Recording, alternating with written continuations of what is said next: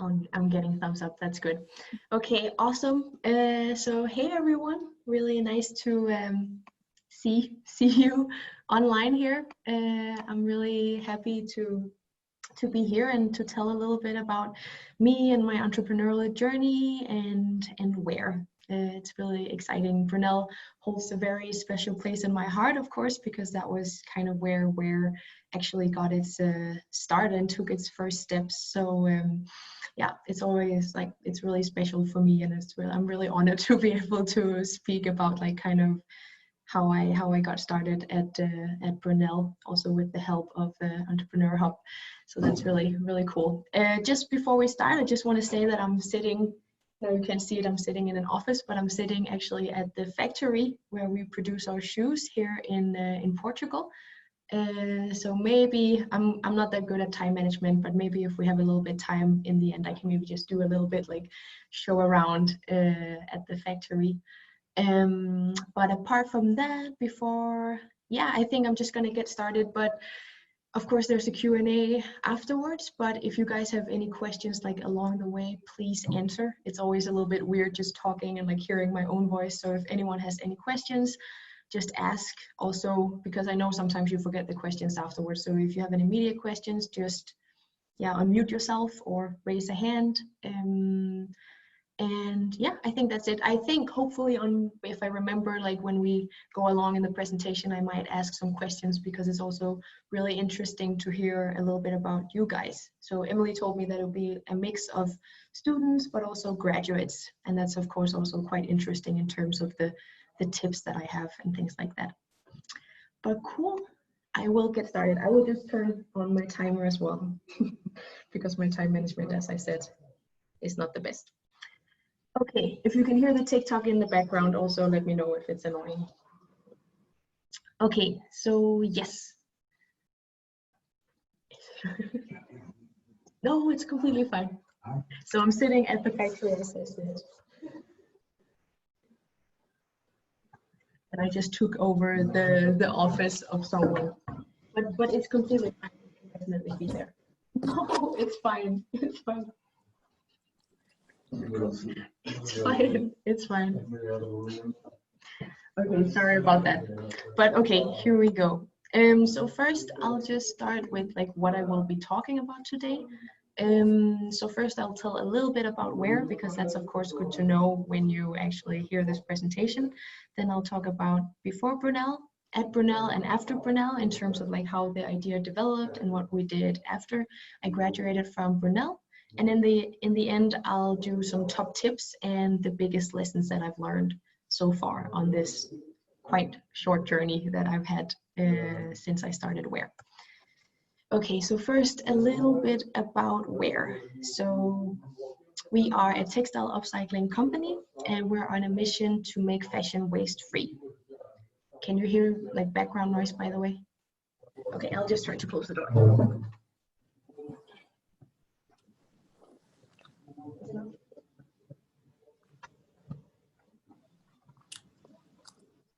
Okay, is it better now? Cool. Okay, so yeah, we're a textile upcycling company on a mission to make fashion waste free. So the problem we're solving is that fashion is one of the most wasteful industries globally, and actually it's only less than 1% of all textiles that are being produced that actually gets recirculated back into the fashion system. And the problem is that there is no scalable way to reuse the imperfect textiles. So the textiles that you see here in the left are actually all jeans that were deemed unfit for reuse by the textile sorting facility. So that means they might have a little hole, they might have a little stain, and that means that they actually all get sent to an Eastern European country where it gets shredded and then used for a low quality material such as insulation. And we think that this is a waste of our limited resources, because just because it has a little hole doesn't mean that the rest of the jeans can't be used for something cool. So that's why we're using these unwanted textiles to make upcycle fashion. And our first product is the one you see here on the right, and that's our upcycled sneakers.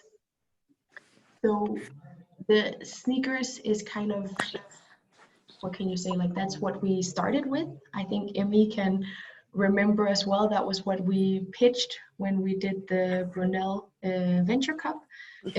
But as we've gone along, we found out that what our main mission is not to make sneakers, it is to make textile upcycling scalable. So the sneakers is a way for us to develop a model where we can prove that textile upcycling can become scalable. And if you guys have any questions, let me know. But that was just really shortly about WAIR to begin with, at least. I'll come, when we get further along, I'll tell a little bit more about like the idea behind it. Okay, so let's start with before Brunel. So the reason why I started WAIR was basically because of two things. So the first thing is that I've always loved to upcycle. So when I was 13, 14 years, I got a sewing machine. And after that, I just became obsessed with sewing, and I really love sewing from old fabric. So I, for example, used secondhand clothing, and I used fabric scraps to make cool fashion items, or at least I thought they were cool. So that was a really big passion of mine. And then on the other hand, I have always been a really big sustainability nerd. I think when I was in like primary school, quite young, I watched a documentary by Al Gore that's called The Inconvenient Truth. And I kind of had like a light bulb wake up call moment and just realized that this is what I have to do something about. So that of course also translated into me wanting to buy sustainable fashion. Of course, I made most of my clothes myself, but shoes is not something that I could just transform textile waste into myself. So I searched like sustainable shoes and thought that I would find some really cool ones, but unfortunately I didn't really find any that fit with my style, and at the same time they were really, really expensive. So those two things kind of like came together in my mind, and I had this vague idea of like start doing something with upcycling. Maybe we could use it for shoes.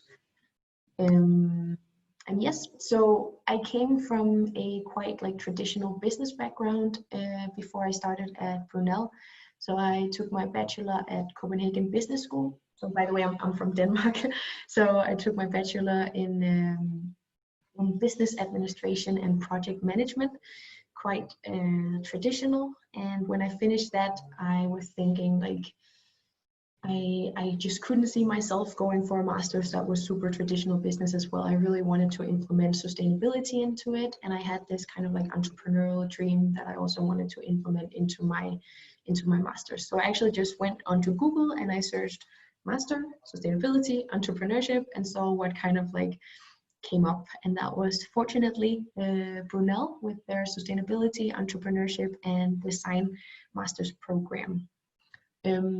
Is anyone from the SUSET program? Oh yeah, Letitia. Okay, I can't see everyone at the same time, so if I'm missing someone, I'm so sorry. Yes, okay, I see a few. That's really awesome. I hope you guys, I don't know if you're already graduated or if you're there now, but I hope you're enjoying it and that you have had just as an amazing experience as I had. But yeah, so that was basically before I came to Brunel where I was at. Then I came to Brunel, which was really awesome. And we had this assignment at SUSET where we had to redesign a product. So we could choose whatever product we wanted, and we had to make first an analysis where we found out what is the environmental impact of this product, and then we had to redesign it. And because before I went to Brunel, had this vague idea of wanting to design some sustainable sneakers, I of course chose to analyze a pair of my old sneakers. And I just want to say to my defense that these sneakers, the reason why they look super, super dirty and super, super old is, of course, I've worn them for many years, but at the same time, I had also just played paintball with them, which is why they're extra, extra dirty. But yeah, so actually one of my classmates called Stepan, he also wanted to do like an analysis of shoes. So we did each of our projects, but then we actually decided to kind of merge and try to go further with an idea of creating sustainable shoes together. So I brought the upcycling perspective and he wanted to do biodegradable shoes. So yeah, so at Brunel, I would say like there's three main things. So one is the inspiration, which is this, then there is the competitions, and then there's the knowledge. So the first is the world of entrepreneurship, which is something that I really got introduced to when I started at Brunel. So before I came to Brunel, as I said, I studied at CBS, which is very, what can you say, it's very traditional, and it's very focused on you getting a job in a big company afterwards and not necessarily starting your own business. So that completely changed when I came to Brunel.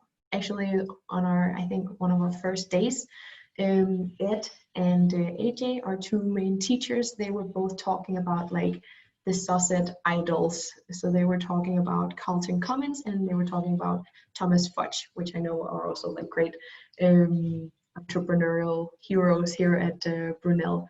And they're really awesome. And I could just see when Ed and AJ were talking about them, they got like Christmas lights in their eyes, and they were so proud. And I just remember sitting there and being like, oh, I want to be one of them as well. Like I also want to, you know, start my own business and make a change in the world. So I think that was like a really big spark of motivation for me, like basically on the first day when I started. Then I also, together with Stepan, joined the Venture Crawl, which was really exciting, and kind of got introduced to the London entrepreneurial scene through the Entrepreneur Hub. So that was really amazing because I hadn't really been a part of the entrepreneurial scene before, and I kind of like felt like as soon as I got into this environment, I kind of found my right shelf. Like all the people there, so nice, so passionate, and it was just like an overall really amazing experience. So I kind of like had that feeling, and I didn't have that before, that kind of like this is what I want to do, which was really amazing. So that was kind of like the whole inspirational part of it. Then there is also the competitions. So me and Stepan, we signed up for 2 competitions when we studied at Brunel with our idea. And as you can see to the right, actually at that time we called it botasko. So it was, it means actually, bota means shoe in Czech, and sko means shoe in Danish. So it was kind of like combining those 2 words.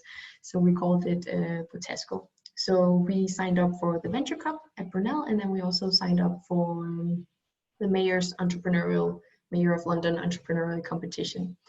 And I think the good thing about this, although we didn't win any of them, like the really good thing about this was that we were kind of like pushed to start, because or else it's kind of like you have this idea in your mind, but when you actually sign up for a competition, suddenly you have to make a business plan, you have to answer all these questions, and that kind of like really pushes you to make your idea much more tangible, which is really important when you start a business. And then there's a picture of my first prototype, which like it looks a little bit weird now that I look at it, but when I made it at that point, I was very, very proud. And I made it actually because when we were kind of like talking to Mike and Emmy, we said upcycle shoes, and I remember they looked a little bit like question marks in their eyes, like what do they mean, like what is that? And then we actually decided to kind of make a prototype to show them what we meant. So I borrowed Stepan's sister's sewing machine, and I got all my dorm neighbors to donate their old clothing that they weren't using anymore, and then I just searched on YouTube and found tutorials on how to make shoes, and then I made this weird looking thing. But yeah, I actually, even though it doesn't look the best, it's still like it was a really game-changing moment, because just being able to show something really, like, first of all made them understand much more, and second of all also just made it much more tangible, and it made it easier for them to give valuable feedback. So that was really cool. So that's probably a tip on this one is, you know, join competitions if you can, because it pushes you to start and pushes you to get more tangible with your idea. And make a prototype if you can. You don't have to make it. You can also just make drawings, like anything to illustrate what it is you want to do, because that makes it much more understandable, and it also gives you better feedback. Yes, and remember guys, if you have any questions, just let me know. So yes, and the last thing that I really gained from being at Brunel is, of course, knowledge, which makes sense because it's a university. But actually, like, I think, first of all, of course, I got the framework because I was studying sustainability. I got the framework for kind of like understanding how to make and how to design sustainable products. So you can think that before you do this, like you kind of know, yeah, I know that in order for it to be sustainable, I need to, you know, use non-toxic materials, but actually getting the framework and really understanding kind of like circular economy, like all these things that goes into the whole impact of a product was super valuable for me, and it's something that I use every single day in WAIR. And then on the other hand, I also got the opportunity to really do a deep dive into what later became WAIR. So I wrote my thesis about textile upcycling because I knew that was what I was really passionate about. So this picture here with all the scribbles is kind of like when I started my thesis, all the ideas I had and all I wanted to do.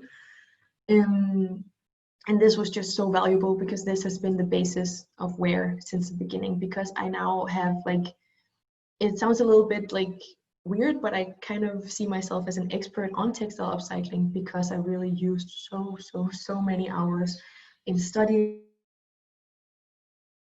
this field and reading all the articles. I also interviewed many startups and companies doing textile upcycling. So when I started WAIR, I already had this really good foundation of understanding like what are the challenges, what are the opportunities, what is textile waste, where do you find it. As you can see to your right, I was even like a part of my thesis was to go out at all these like textile waste collection places to kind of analyze the textile waste. And that was also really an eye-opener for me, because as you can see, like a lot of this is like perfectly fine, nothing wrong with it, but still only a very small part of this will actually be reused and the rest will be downcycled. So that was kind of like I think also I had many, but that was also one of my kind of wake up calls, like, okay, I need to do something about this problem. Yes. So what happened after Brunel? Can you guys see, like, can you see the whole screen? Okay, no, okay, cool.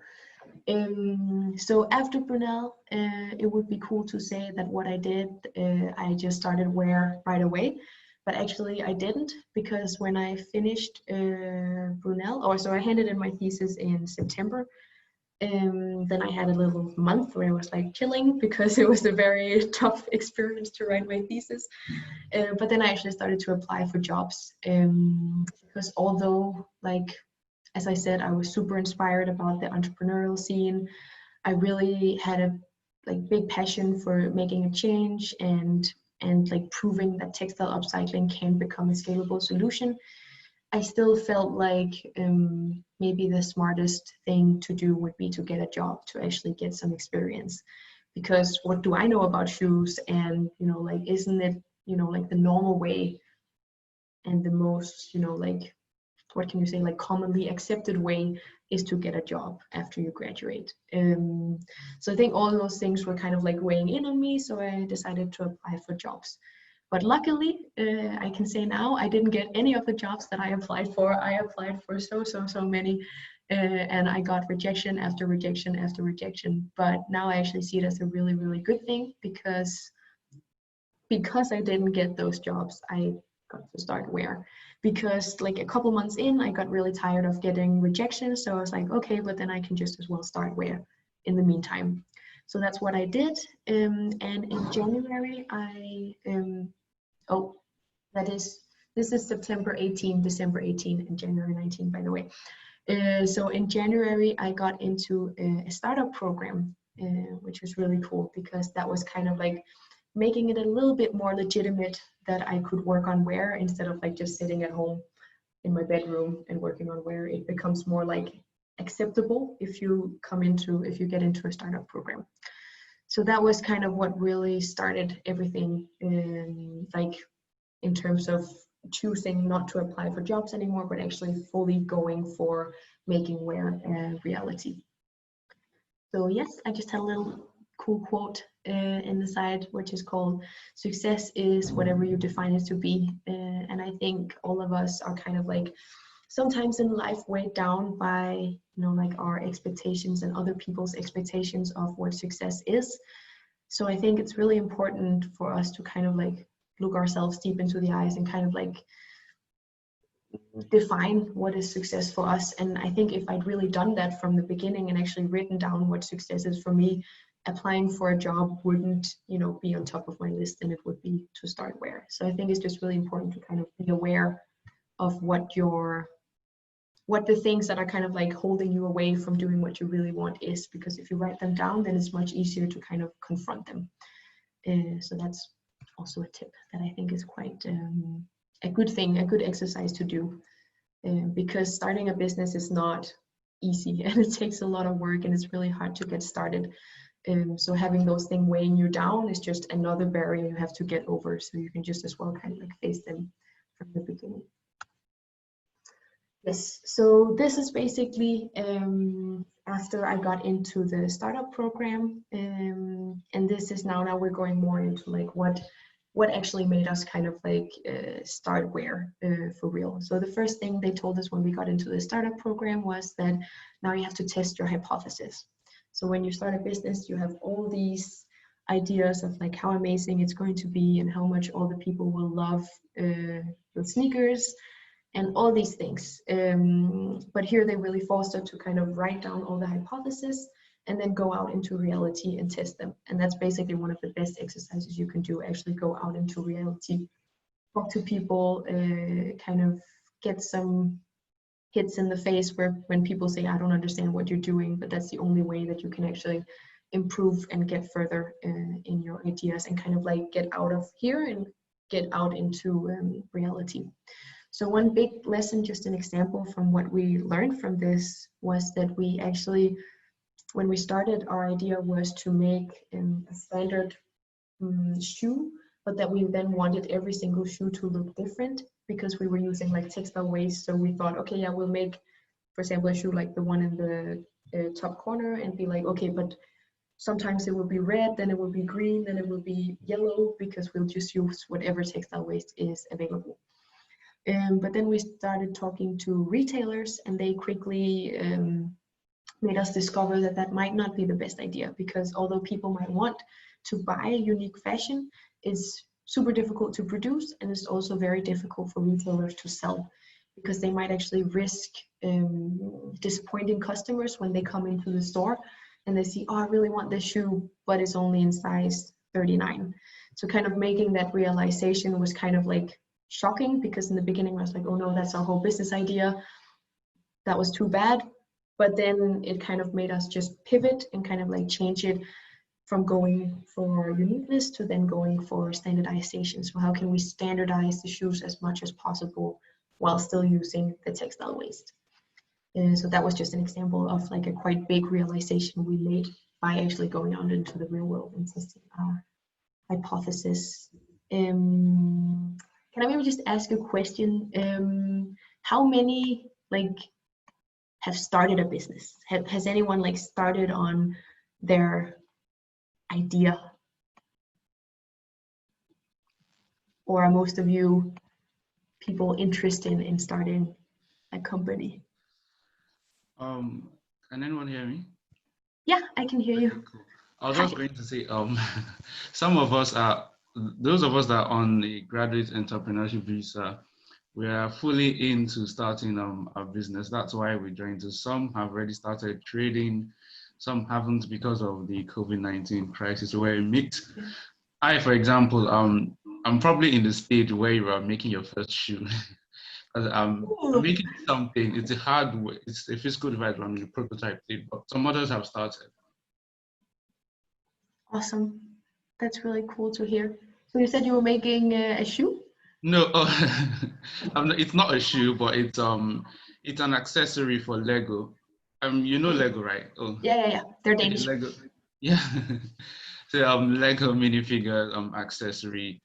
It's an electronic device. It acts like a small television for that scale, about 1 inch, 1.5 inches, compared to like a 40-inch TV. So that's that sounds really cool. Thank you. That sounds amazing. Yeah, I could imagine also that you say with Corona, it's not really easy. I felt like when I was graduating and when I was at Brunel, kind of like the whole world was open to me, and now it's kind of just like whoop, you cannot really just do whatever you want. So I'm really impressed by everyone kind of like starting up in these challenging times. But cool, awesome to hear. Okay, so then I will continue unless someone has like some cool things to share. I kind of have a question. Yes. I just wanted to, in terms of part distribution, like what is your distribution method? Like, are you into partnership with companies that are going to sell your products, or how does that work for you? Our distribution methods of the textile waste or of the finished shoes? Of the finished product. Yes, so far I think we've distributed around 150 pairs. So it's very, very like, you know, small scale what we're doing so far. So actually what we did was we got the finished shoes here from Portugal to Denmark by truck. And then we actually, for all the customers in the Copenhagen area where I live, we biked around with the shoes. I got my dad to help out, so we were just like our bikes were completely packed. Once I also borrowed like one of those bikes that has like this square in front of it where you can put boxes in. So then I just biked around in the whole of Copenhagen for many kilometers to deliver shoes. And then we used a shipping partner company called PostNord. It's like a Danish company or Nordic company that then we could deliver the shoes that had to be sent, you know, like to other countries, because we actually sold, you know, like the thing with crowdfunding campaign is that suddenly you have sold to someone in the US or in India. So we had quite some customers that were from quite far away. So that's our distribution method so far. All right. Awesome, but thank you for your question. Just keep asking questions. It's good to hear your guys' voices and see your faces. Okay. Sorry, could I ask a question on that? Yeah, of course. I don't know if you're going to talk about this later on, so I could wait. You mentioned the good thing about a crowdfunding campaign. Yeah. Is that something you're going to talk about later on? Not that much actually, so okay. You can ask your question. I was going to ask how you launched it, which platform you chose and why you chose that particular platform. Yeah. So the crowdfunding campaign was actually like a goal that we wanted to do basically from the beginning. We were like, the way that we're gonna get this off the ground is to launch a crowdfunding campaign so we have enough money to actually start production, because they normally have minimum order quantities that you have to fulfill. So we chose, actually we were going to go for like a traditional, you know, like Kickstarter or Indiegogo campaign, but we ended up actually going with a Copenhagen startup called Circular Innovation Lab, which is doing a crowdfunding platform for circular products. And the reason why we chose them is because it was also their first project, which meant that they were also super motivated to make it a success. So that meant we kind of like had two companies working on getting as many customers as possible. So of course, like maybe with Kickstarter, who knows, it would have maybe exploded and become like a global thing. But for us in the beginning, the most important thing was just to get enough orders to be able to fulfill that minimum order quantity. Yeah. Okay. Thank you. I have a question. Yeah. Hi. Can we know about any marketing tips that you do which you find effective for your product? I mean, for example, do you tap PR agencies or whatever, or how you do it in Instagram, Facebook, or your sites? Can we have like marketing tips? Yeah, definitely. I don't know if I should wait with them until the end. Do you have a comment on that, Emily? Should I continue or should I answer the marketing question? I think perhaps if you, Lily, can finish the slide, I can come back to the marketing, but I'm sure it's something that lots of people will want to know about. And yes, Okay. Yeah, I will do that. But thank you for your question. I'll get back to it after the end of the presentation. Thank you. Of course. So just the end here is kind of like the power of prototypes. So of course you guys saw my first prototype in the previous slide. Here is my second prototype. And even though they still look a bit weird, it's like, I can't describe how valuable it was to be able to show a prototype to people to get their feedback. So definitely do that. And then in the bottom right corner, that was actually our prototype of our upcycling workshops. So it's not just products that can have prototypes, it's also like services. So a big part of our idea was on one hand to make upcycle products, but on the other hand also empower people to upcycle themselves. And this was our very first test workshop, and we got so much important feedback, because it was, even though the end results were really funky, it's still like it gave us so much more, because one thing we thought that the value of this would be in the fact that they could make their own product, but what we found was that the value was really in the experience. You know, there's so much value in also providing people with a space where they can just calm down, sit and do like an actual physical product and make it by themselves in their hands, and kind of like also getting together. It was like super cozy. So that was something that we then continue when we further developed the workshop concept, to kind of like continue on that. So super valuable to do prototypes. I know everyone is saying it, but really just do it. Although even though it looks really weird, just do it. It's much better than nothing. So the timeline that happened kind of like after our first startup program was that we actually used quite a long time, or of course that's relative, but we used the first year mainly to concept validate, super important, and to develop our products. So finding suppliers, designing the product, doing multiple rounds of prototypes, testing those prototypes, finding our factory here in Portugal. So in December 19, we actually had our first sample, which was a really big milestone for us. So that meant we could start with the crowdfunding campaign, which we did in February, March 20. It feels like a long time ago. It's not even that long time ago. And then Corona hit. So right when we finished the crowdfunding campaign, we have sold like these many pairs of shoes. We were going to start production, and then Corona hit. So we actually had like all of our suppliers closed down, our factory closed down. So kind of like having all these orders and then realizing we cannot actually deliver them to people at the time that we promised was really hard. But at the same time, it's also been a really good lesson in kind of like crisis management, and what do you do when there's nothing you can do, and how do you handle that. So that was first production, and now here in October I'm at the factory and we're doing second production round, and kind of like have developed our concept quite a bit since then. So where is WAIR now? That's a bit of a tongue twister. As I said, we're doing the second production round, and apart from it being our second production round, it's also really a way for us, because first production round there were so many lessons. Because we're using textile waste, it's very different than when they do their normal production. So there was a lot of things that we learned on how we can make it more effective, how we can make it more scalable. So this is really just already in the second production round, we can already do it much faster and for a lower cost, which is really positive. And so it's just to say that one thing is the product, which we're really focused on, but it's also about making it scalable and making this model so we can make textile upcycling scalable. That's important for us. Then we're focusing on selling now, which is also quite interesting, because I think that's always for many people a challenge to actually do like the selling. In the first year it was mostly about product development, and then suddenly you have to actually go out and sell these shoes, which is a big challenge, but also very interesting. So yeah, and I will get back to kind of maybe marketing methods in the end. And then we expanded our team, so we're actually 12 people now, which is quite crazy, because just a couple of months ago we were 3.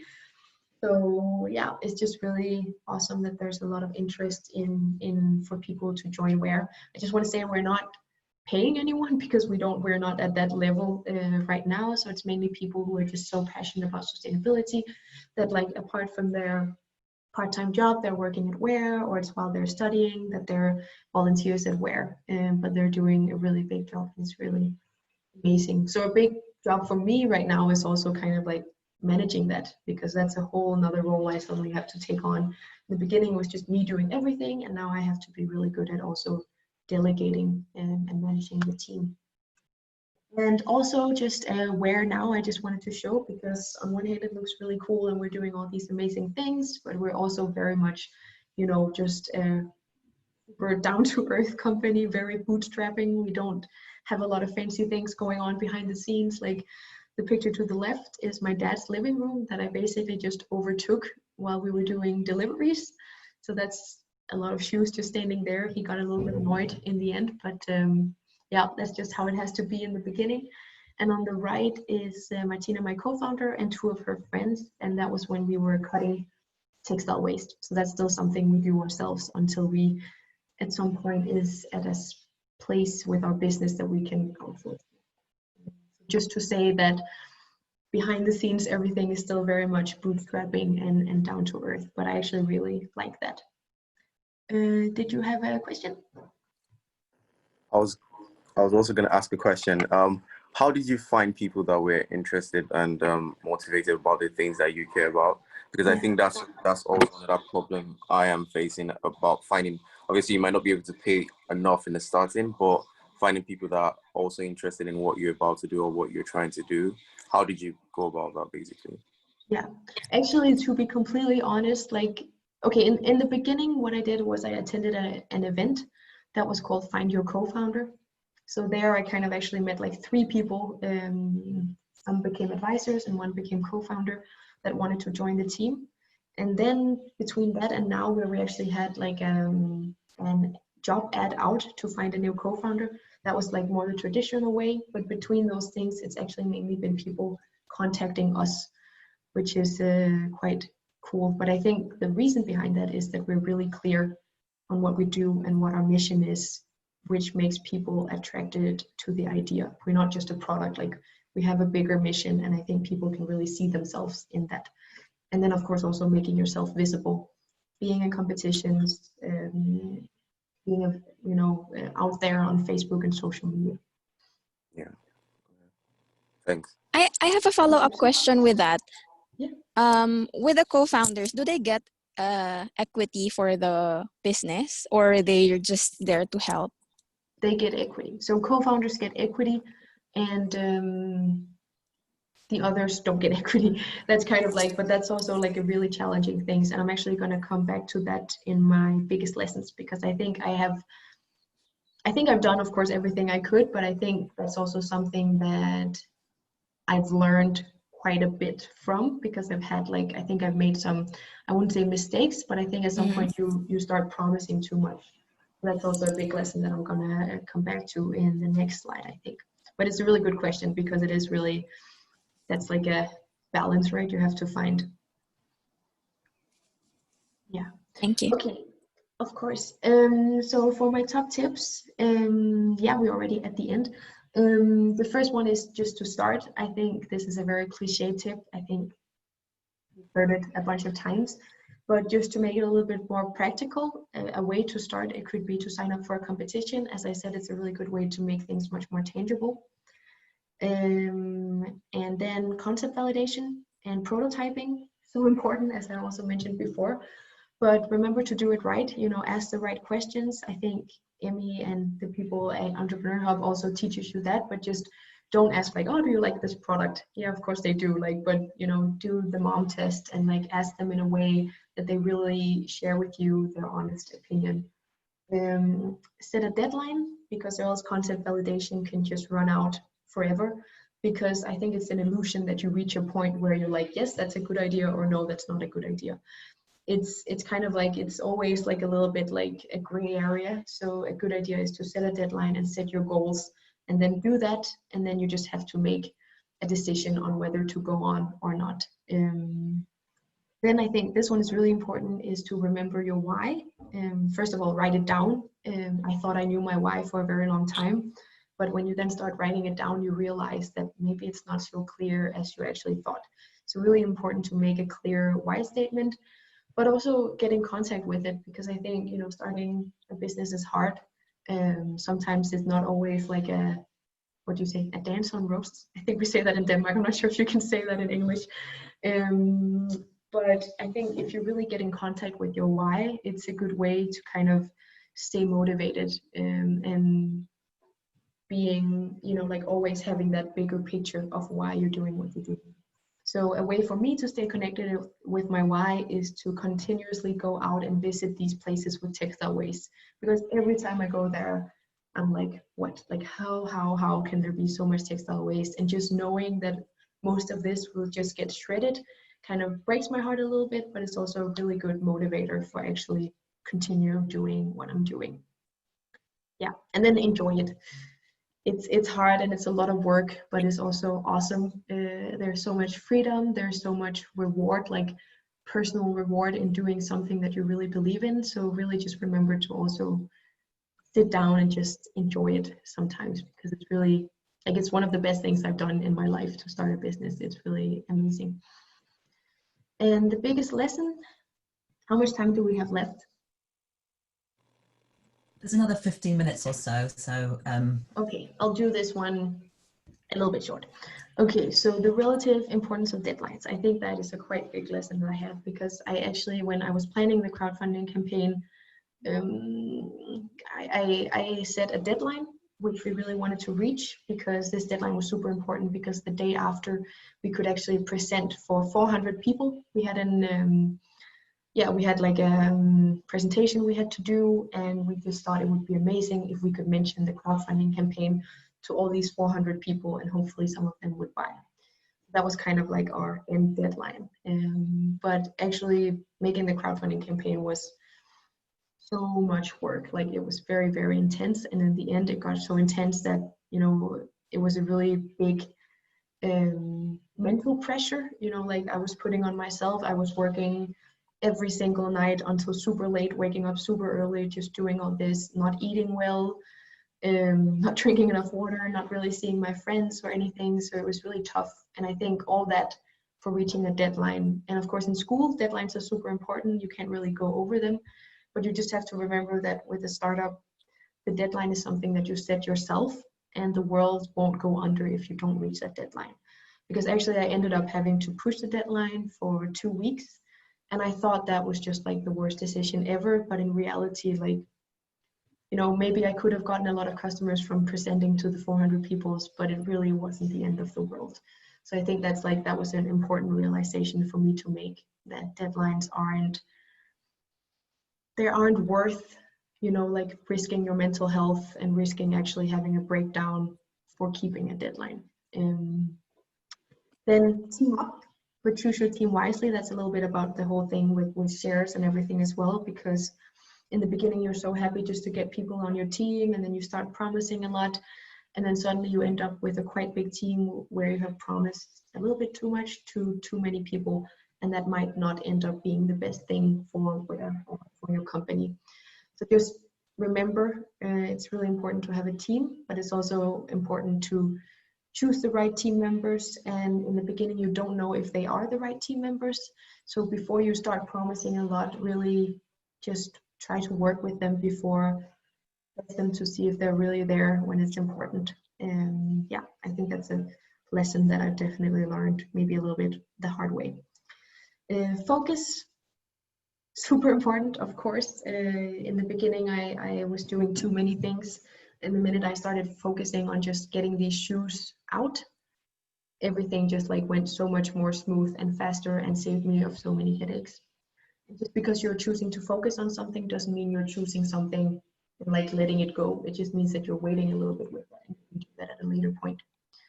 Learning how to work right. I won't go too much into detail with that. We can always ask afterwards. And listen to advice, but don't compromise on your vision. So you will get advice from left and right when you start a business, from mentors, from friends, from everyone. And it's really important to listen to this and don't get defensive when you hear advice. Just take it in, because even though you think, oh, that's not relevant right now, if you start hearing it from a lot of people, then you should probably consider like taking that into account and doing something about it. But just remember, never, you can change a lot of things about your business idea, but just never compromise on your vision.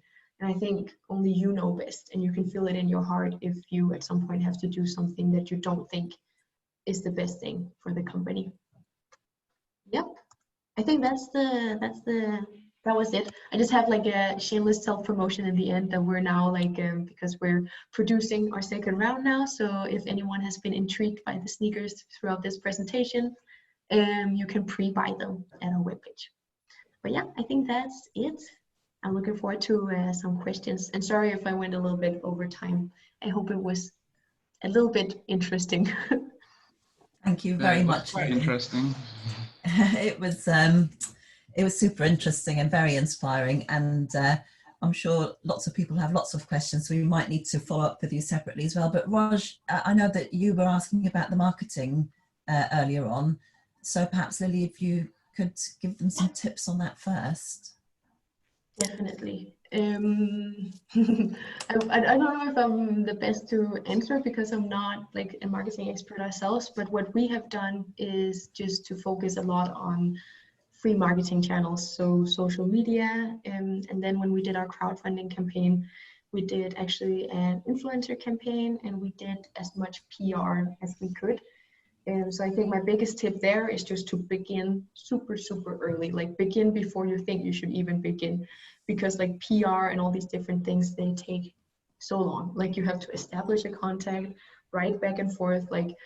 So that was like, we started, I think, in January with that, and our crowdfunding came out mid-February, and we already had some that were only ready, you know, like in the very end of our crowdfunding campaign, because we thought it would take, oh yeah, a month, and then it took like 2 months. Yeah, and then now we've actually just gotten a marketing co-founder on board. So that's maybe my second tip. If you can see like a gap in your team where you're really lacking marketing, it could be an idea to get a person on board, because marketing is just, of course, depending on what type of company you have, who you're selling to, is it B2B, is it B2C? But for us, we just realized that, you know, marketing is going to be such a big part of making WAIR a success that we really want to have someone on the team who knows how to do that. Regarding the PR, is it expensive or do you get PR for free? I just want to know if that would be fine. Yeah, of course. So far we've gotten PR for free, but that's mainly because we have, you know, used channels where, you know, we kind of knew someone, or, you know, had a, you know, we found like an article series that were just exactly what we wanted to do. So we could kind of like really easily get into that. So I think if you really do a lot of work before, like research work, and really like find a journalist or a magazine or something that's doing, you know, like where you just can really sell your story into that, then you can definitely get it for free. So you basically you just send them emails, right? Introducing yourself, and then they will reply back, and that's for free if they promote. Is that how it works? Yeah, at least for the ones we've done. But there's of course a lot that would be like, oh yeah, but that costs money, la la la. And then we were just like, okay, maybe later when we have more money to use. Yeah, but there's definitely options. Like there are so many magazines and you know, like online platforms out there that I'm sure if you're doing something awesome, that they would like to share that story. Thank you, Lili. Of course. Does anybody else have some questions? I think I want to know how, when did you know you were ready, basically? Because you can get stuck in that phase, testing and trying and testing and going back to the drawing board. When did you know that, you know, I'm ready to take this to market? Because that's where I am right now, and taking my sort of application to market, I have a problem with overcoming that final hurdle. Oh yeah, I think I'm ready. So like, when did you register with you? Yeah, I think that's a really good question, because I think it was something that we struggled a lot with. Like, when are you actually ready to be like, okay, now I'm gonna go for it? I would say like the final moment, like our final test, was the crowdfunding campaign. That was where we're like, okay, if this becomes a success, we're gonna go for it. Like that means that people actually want to pay for your product. Of course, if we hadn't succeeded, like then we would have reconsidered, like, is this what we want to do? We need to change our concept. But that was, I would say, like the final test. But because, like, of course, there was kind of like a year from starting to actually the crowdfunding campaign, there was a lot of moments in between that where we kind of had to choose, okay, do we want to go on? And I think those moments were kind of like talking to people. And I think it was, although it's never like a black and white answer, I think it was like really clear that there was a need, you know, like people, maybe not exactly for our product, but people definitely wanted to buy sustainable fashion, but they were prevented from doing so because it was just too expensive, or there weren't like stylish enough options. So I think it's also about like just really going out there, getting the information, and then kind of like listening to your own heart as well, because yeah, as you know, it takes so much work. So you constantly have to evaluate, like, do you want to go further, or is this kind of like a no? I don't know if that was the answer to your question. Oh yeah, it was. Great. Any other final questions for Lili? I have a more technical question on the textile side. Yeah. Like, since you're upcycling materials, what materials are you using to back in the fabrics, or are you just using the upcycled fabrics? Yeah, good question. So what we're using actually right now is a reinforcement from a factory here in Portugal, quite close. Actually, my co-founder is out there visiting them right now, and it's made so it's like a biodegradable backing, and it's made from cotton, 100% cotton. Like, we wish we could find like a better alternative, because cotton is a quite thirsty plant. It uses quite a lot of resources, which is also, like, for example, for our laces, we're using recycled cotton and not virgin cotton. But for the backing and for reinforcement and for the heel counters and the toe puffs, we're using the natural version, which is made from cotton. But we are using backing, unfortunately. We currently like having, like, we constantly have discussions of like, is backing necessary or is it not necessary? But so far the shoe factory think it is necessary, so we're doing it until we find a better solution. Great, thank you. Any final one before we wrap up?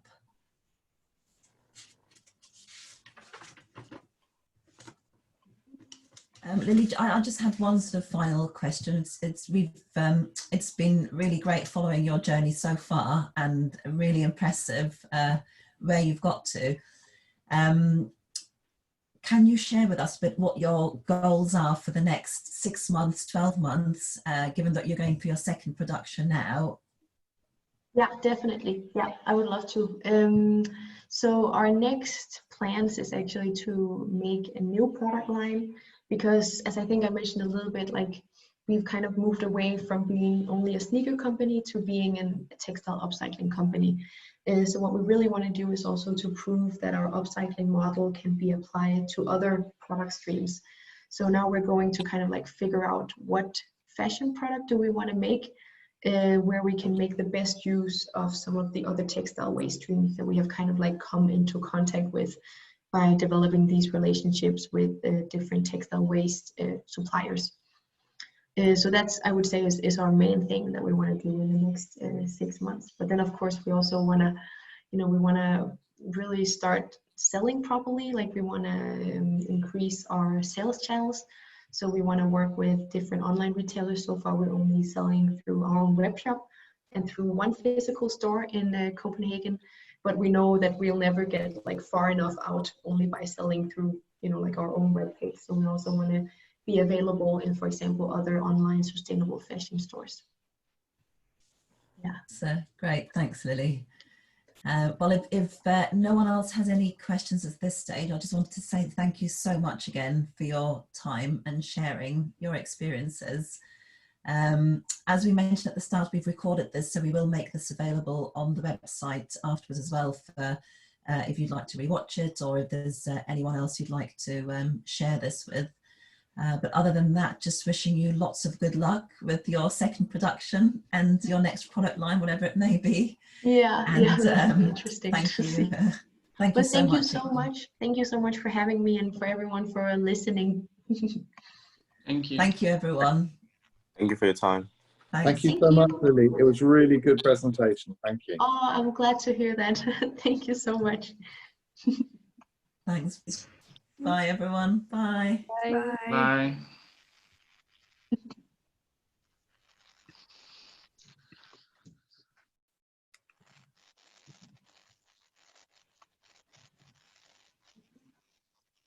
Is everyone still